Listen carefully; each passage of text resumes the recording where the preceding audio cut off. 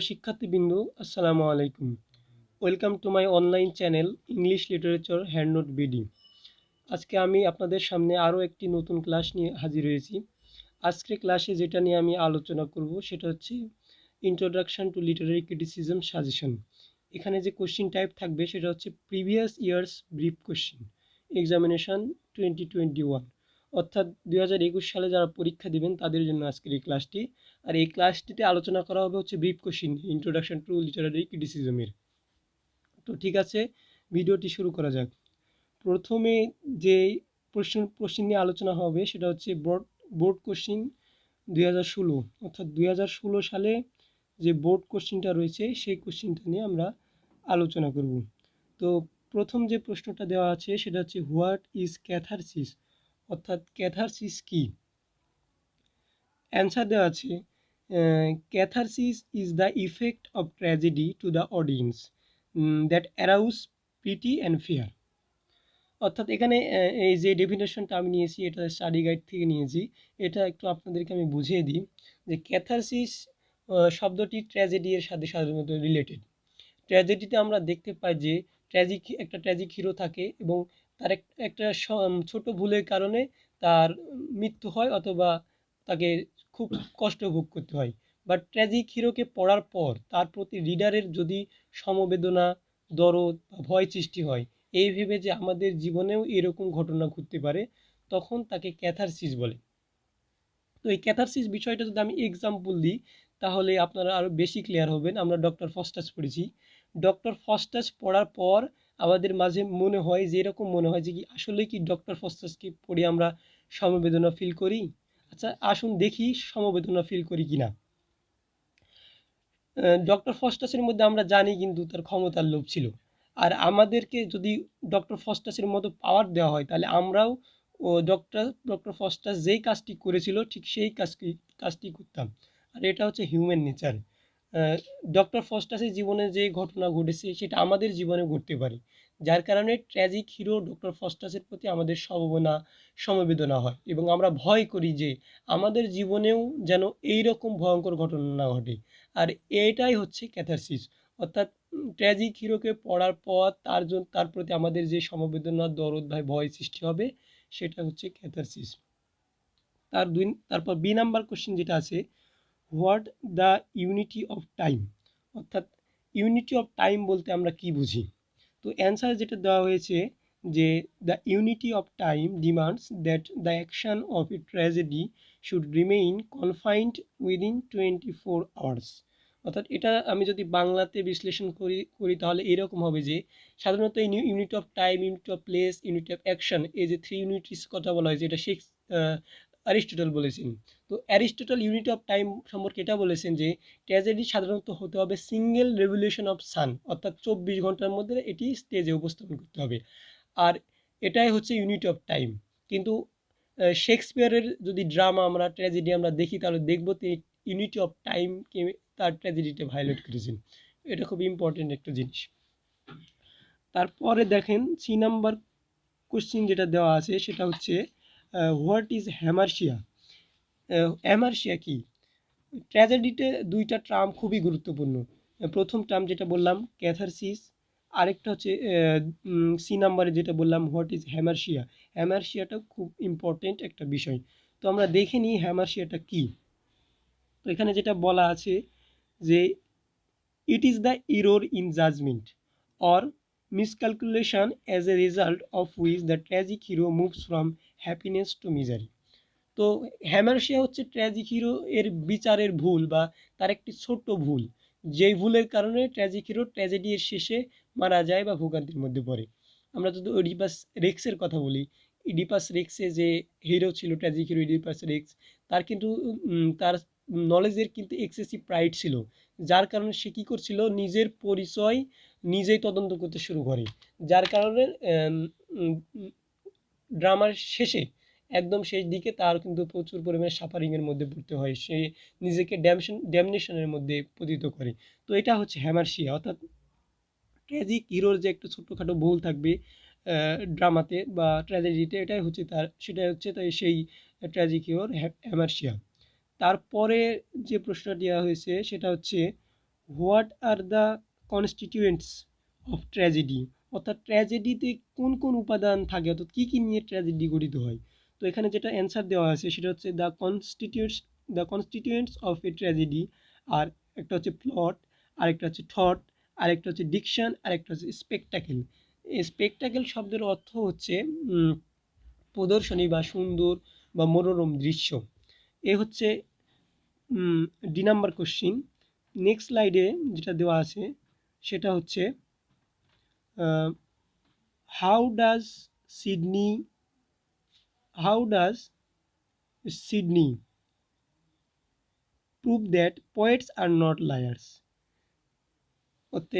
অর্থাৎ Philip Sidney লিখেছেন an apology for poetry.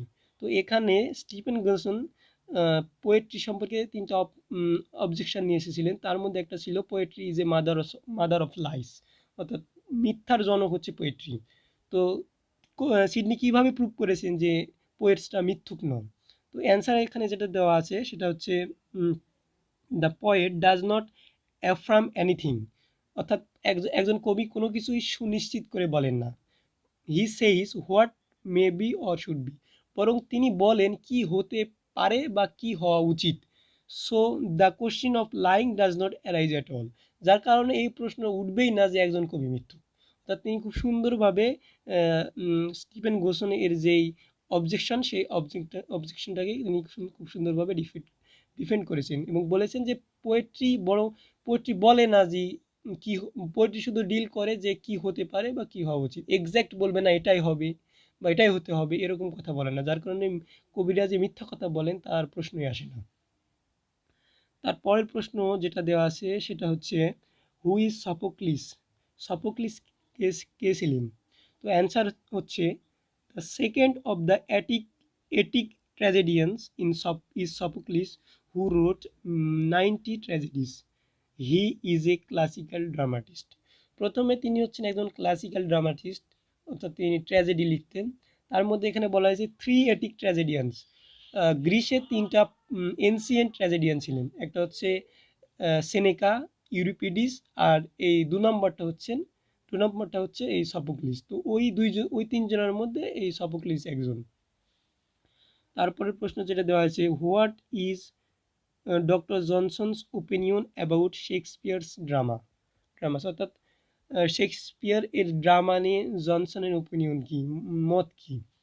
তো অ্যান্সার যেটা দেওয়া আছে সেটা হচ্ছে according to Johnson Shakespeare has neither true tragedy not true comedy but a special kind of drama known as tragicomedy. অর্থাৎ জনসন যেটা বলছেন সেটা হচ্ছে শেক্সপিয়ারের যে ড্রামাগুলো রয়েছে সেগুলো একদম পিওর যে ট্র্যাজেডি তা না, আবার পিওর যে কমেডি তা না, এখানে ট্র্যাজিক এলিমেন্টও রয়েছে এবং কমিক এলিমেন্টও রয়েছে, আর এটাকে তিনি নাম দিয়েছেন হচ্ছে ট্র্যাজিকমেডি। তারপর 8 নাম্বার প্রশ্ন যেটা দেওয়া আছে সেটা হচ্ছে to what school of criticism does doctor Johnson belong to, অর্থাৎ ডক্টর জনসন কোন এজে বিলং করতেন।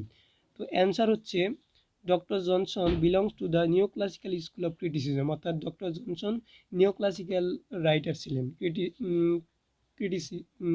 ক্রিটিসাইজ ছিলেন। তারপর আই নাম্বার কোশ্চেন হচ্ছে what are the primary passion of human life, অর্থাৎ মানুষের জীবনের প্রাইমারি প্যাশনগুলো কোনগুলো। তো অ্যান্সার হচ্ছে lust, anger, aggression and jealousy R the primary passions of human life. তারপর যে নাম্বার কোশ্চেনটা হচ্ছে what is the main difference between a poet and এই কমন ম্যান, একটা পয়েট এবং একটা সাধারণ মানুষের মধ্যে প্রধান পার্থক্যটা কি। তো অ্যান্সার যেটা দেওয়া আছে the poet is a man who is gifted with more than usual organic sensibility and is capable of thinking long and deeply over any variety of subject which a common man never do।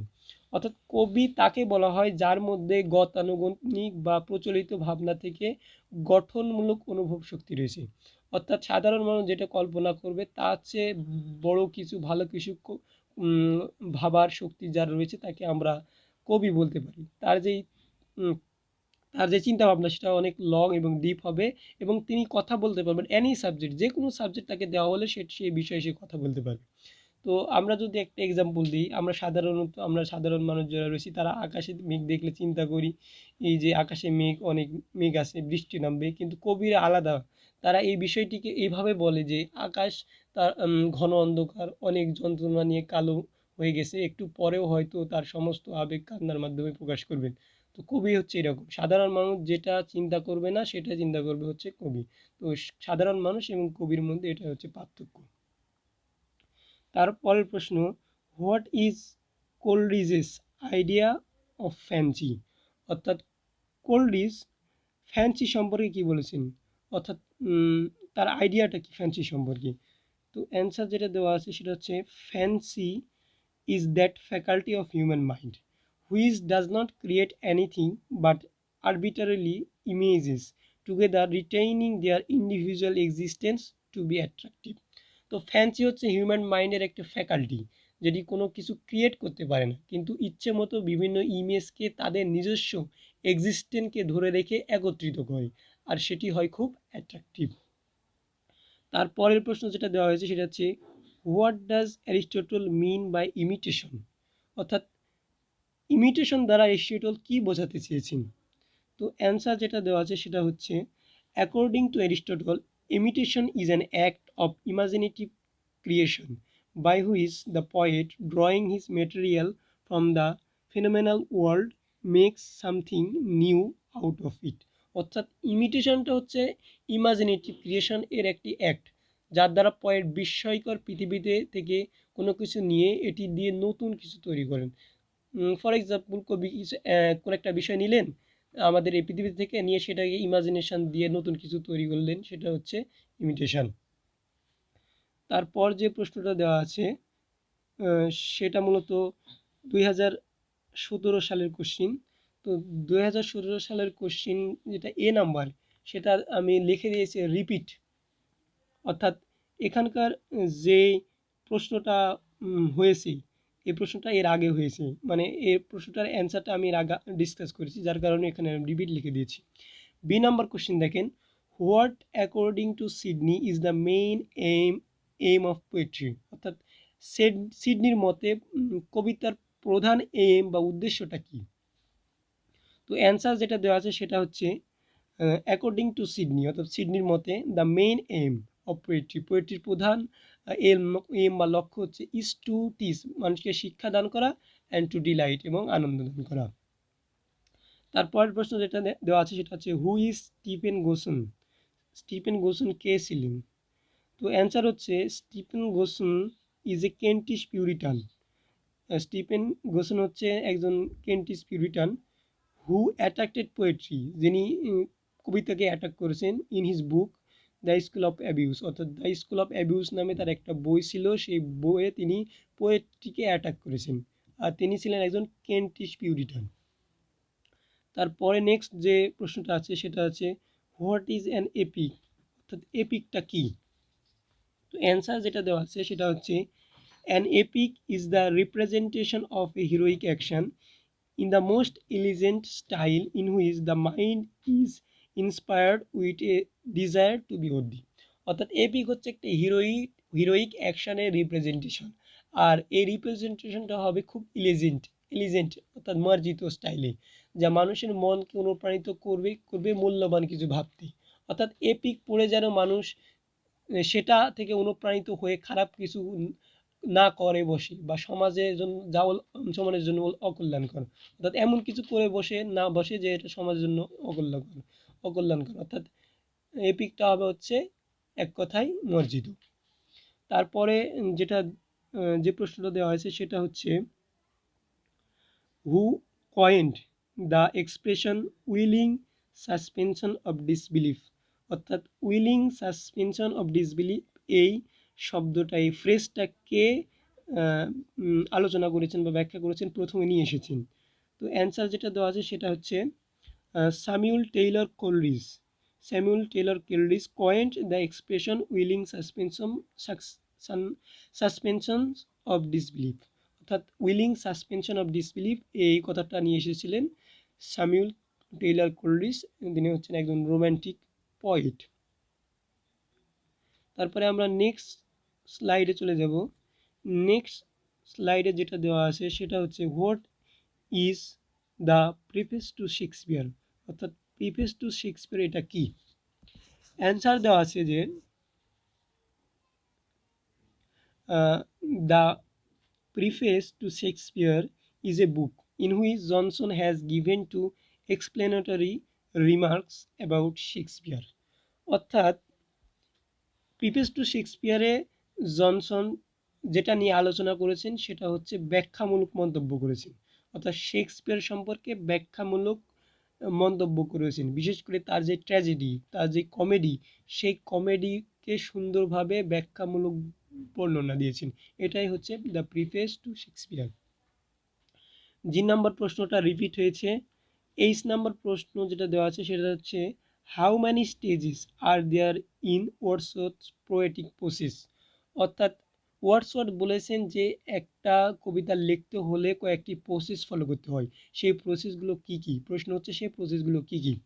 তো answer যেটা দেওয়া আছে সেটা হচ্ছে দেয়ার আর 4 stages in the process of poetic creation, অর্থাৎ একটা কবিতা লিখতে হলে 4টা স্টেজ ফলো করতে হবে। 1 নম্বর হচ্ছে সাস অ্যাজ অবজারভেশন, অর্থাৎ পর্যবেক্ষণ। 2 নম্বর হচ্ছে রিকালেকশন, তার মানে হচ্ছে পুনরায় স্মরণ। আরেকটা হচ্ছে কন্টেমপ্লেশন, অর্থাৎ গভীর চিন্তা করা। অ্যান্ড ইমাজিনেশন, অর্থাৎ কল্পনা করা। অর্থাৎ তিনি যেটা বলতে চেয়েছেন যে কোনো ব্যক্তি বা কোনো কবি যদি কবিতা লিখতে যান তাহলে তাকে কোনো বিষয়, যে বিষয়টা নিয়ে কবিতা লিখবেন সেই বিষয়টা খুব ভালোভাবে পর্যবেক্ষণ করবেন। তারপর একটা শান্ত পরিবেশে নিরিবিলি পরিবেশে গিয়ে সেটা রিকালেক্ট করবেন, স্মরণ করবেন এবং সেটা নিয়ে গভীর চিন্তা ভাবনা করবেন। কন্টেমপ্লেশন করার পর তার ইমাজিনেশনের মাধ্যমে সেটা লিপিবদ্ধ করবেন। এভাবে একটা কবি একটা কবিতা লিখবেন। তারপর প্রশ্ন হচ্ছে what is meant by vates, অর্থাৎ ভেটস দ্বারা কি বোঝায়। অ্যান্সার যেটা দেওয়া আছে সেটা হচ্ছে the term vates means a diviner or foreseer or prophet, অর্থাৎ এই ভেটস শব্দের অর্থ হচ্ছে ডিভাইনার, অর্থাৎ যে দৈববাণী করতে পারে। আবার ফরসিয়ার মানে হচ্ছে যে ভবিষ্যৎ দেখতে পায়। আবার প্রফেট মানে হচ্ছে গডের প্রতিনিধি, আমরা যাকে আমরা নবী বলে থাকি। তারপর হচ্ছে why does Johnson call Shakespeare poet of nature, অর্থাৎ জনসন উইলিয়াম শেক্সপিয়ারকে কেন পয়েট অফ নেচার বলেছেন। Shakespeare is called poet of nature because of his presentation of human life that flows through every man of all the ages of human civilization, তাকে তিনি যে যুক্তিটা দেখাচ্ছেন সেটা হচ্ছে শেক্সপিয়ারের যে রাইটিংগুলো রয়েছে সেই রাইটিংয়ে আমরা সকল ধরনের মানুষের লাইফের প্রেজেন্টেশন পাই। যার কারণে অর্থাৎ তিনি শেক্সপিয়ারের যে রাইটিংগুলো রয়েছে সেই রাইটিং বিশেষ করে হিউম্যান নেচারকে নিয়ে আলোচনা করি, তো যার কারণে তাকে পয়েট অফ নেচার বলা হয়। তারপর যে নেক্সট স্লাইডে যে প্রশ্নটা আছে সেটা হচ্ছে হোয়াট ইজ স্ট্যাসিমন, স্ট্যাসিমন কে ছিলেন, স্ট্যাসিমনটা কি। তো অ্যান্সার হচ্ছে a stasimon is a choral song, এটি হচ্ছে choral song without anapaests and process, মানে যেখানে ত্রিমাত্রাযুক্ত একটি ছন্দ পর্ব যার প্রথম দুটি মাত্রা ছোট ও তৃতীয়টি দীর্ঘ হবে তাকে অ্যানাপেটস বলা হয়। অর্থাৎ অ্যানাপেটস হচ্ছে একটা তিন মাত্রাযুক্ত একটি ছন্দ পর্ব যার প্রথম দুটি মাত্রা খুব ছোট হয়, আবার তৃতীয় যেটা সেটা দীর্ঘ হয়। আর ট্রোসেস শব্দের অর্থ হচ্ছে দ্বিমাত্রিক পর্ব, অর্থাৎ যেই গানের মধ্যে অ্যানাপেস্ট এবং ট্রোসেস থাকবে না তাকে আমরা স্ট্যাসিমন বলবো। তারপরের প্রশ্ন হচ্ছে how does Coleridge define imagination, অর্থাৎ কোলরিজ ইমাজিনেশনকে কিভাবে ডিফাইন করেছেন, অর্থাৎ সংজ্ঞায়িত করেছেন। অ্যান্সার হচ্ছে imagination is an act of human mind in which different images are fused and unified to create something new. তো ইমাজিনেশন হচ্ছে হিউম্যান মাইন্ডের একটি অ্যাক্ট যেখানে বিভিন্ন ইমেজ একীভূত এবং সমন্বয় করে কোনো কিছু তৈরি করা হয় নতুনভাবে, এটাই হচ্ছে ইমাজিনেশন। তারপরে নেক্সট স্লাইডে যেটা আমরা দেখতে পাবো সেটা হচ্ছে 2018 সালের কোশ্চিন। তো তো 2018 সালে কোশ্চেনের প্রথম কোশ্চেন যেটা সেটা হচ্ছে হোয়াট ইজ মিমিসিস, অর্থাৎ মিমিসিসটা কি? অ্যান্সার হচ্ছে the Greek word for imitation is mimesis, অর্থাৎ ইমিটেশন মানেই হচ্ছে মিমিসিস, অর্থাৎ নকল। মিমিসিস শব্দের অর্থ হচ্ছে কোনো কিছু নকল করা। তারপর প্রশ্ন হচ্ছে হোয়াট ইজ পোয়েটিক ডিকশন, অর্থাৎ পোয়েটিক ডিকশনটা কি? অ্যান্সার হচ্ছে poetic diction is the personal or the individual style and manner of writing in poetry, অর্থাৎ কোনো কবিতা লিখতে গিয়ে একটা কবি যে নিজস্ব স্টাইল থাকে, ম্যানার থাকে, সেটা হচ্ছে পোয়েটিক ডিকশন। তারপর হচ্ছে শেষ কোশ্চেনটা হচ্ছে how does Coleridge define a poem, অর্থাৎ কোলরিজ কবিতাকে কিভাবে ডিফাইন করেছেন? তো অ্যান্সার হচ্ছে a poem is that species of composition which is oppose to works of science by proposing for its immediate object pleasure not truth. কবিতা হচ্ছে এক ধরনের কম্পোজিশন যেটা সায়েন্স এর বিরোধিতা করে সরাসরি অবজেক্ট প্লেজার উপস্থাপনের মাধ্যমে, আর এটি তিনি বলে দিয়েছেন এটি সত্য নয়। তো এটাই হচ্ছে কবিতা। কবিতা কোলরিজ ডিফাইন করেছেন এভাবে যে কবিতা হচ্ছে সায়েন্সের একদম বিপরীত একটা বিষয়। এটা সবসময় সায়েন্সের বিরোধিতা করে, আর এটা যে সত্য নয় তিনি বলে দিয়েছেন যে এটা সত্য নয়। তো দেখেন 2018 সালে আমি 1, 2, 3টা প্রশ্ন দিয়েছি। এখান থেকে বাকি যে প্রশ্নগুলো রয়েছে, বাকি 10টা কোশ্চেন, এই 10টা কোশ্চেন 2016, 2017 সালে আসছে। তো যার কারণে এই প্রশ্নগুলো রিপিট হয়েছে, যার কারণে আমি এই প্রশ্নগুলো 2018 সালে এখানে দিই নাই। তো এই হচ্ছে মোটামুটি ব্রিফ কোশ্চিন। এখানে 2018 সালে কোশ্চিন দেওয়া আছে, তারপর হচ্ছে 2017 সালে কোশ্চিন দেওয়া আছে এবং 2016 সালের কোশ্চিন দেওয়া হয়েছে। এই 3টা সালের কোশ্চিন যদি আপনি ব্রিফ কোশ্চিন কভার করতে পারেন তাহলে এখান থেকে ইনশাআল্লাহ 6টা 7টা কোশ্চিন আপনি পরীক্ষায় কমন পাবেন, আর 3-4টা কোশ্চিন ওটা আপনাকে টেক্সট ভালোভাবে পড়তে হবে, তাহলে আপনি লিখতে পারবেন। তো এই ছিল মোটামুটি আজকের ক্লাস। তো আজকের ক্লাস এই পর্যন্তই। আর আমি একটা কথা বলি, সেটা হচ্ছে পরিশেষে একটা কথা বলতে চাই, সেটা হচ্ছে এই চ্যানেলটা একদম নতুন। এই চ্যানেলে আমি সাধারণত ওপেন করেছি হ্যান্ড নোট শেয়ার করার জন্য। তো হ্যান্ড নোট শেয়ার করার পূর্বে আমি আপাতত 3rd ইয়ারের যেই কোর্সগুলো রয়েছে সেগুলো সাজেশন নিয়ে আলোচনা করছি। সাজেশনগুলো আলোচনা করা হলে দেন আমি হ্যান্ড নোট নিয়ে আলোচনা করব। আর যারা আমার এই ভিডিওটি নিয়মিত দেখছেন তারা অবশ্যই তার কাছে আমার অন্তরস্থল থেকে আবেদন থাকবে যে আমার চ্যানেলটি সাবস্ক্রাইব করবেন এবং শেয়ার করে আমাকে সাহায্য করবেন। তো সবাই ভালো থাকবেন, সুস্থ থাকবেন, আমার জন্য দোয়া করবেন। আসসালামু আলাইকুম।